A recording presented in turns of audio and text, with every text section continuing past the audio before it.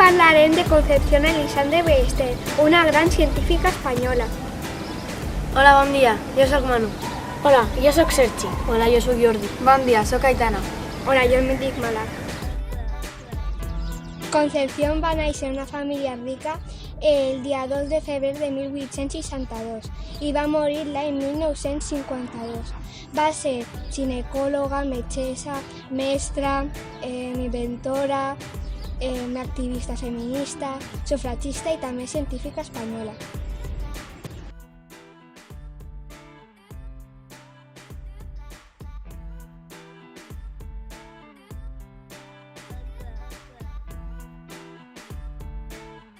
Pertanyia a diverses institucions, com el Comitè Organitzador del Congrés Pedagògic de 1892, València, Espanya.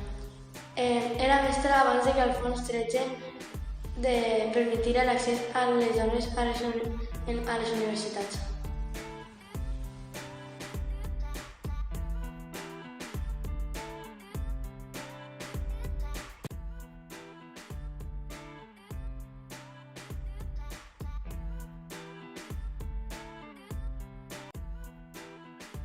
Va ser una de les primeres dones a obtindre la llicenciatura en Medicina. Va estudiar a la Universitat de València el 1889 i es va quedar a treballar a Madrid a l'Hospital de la Princesa.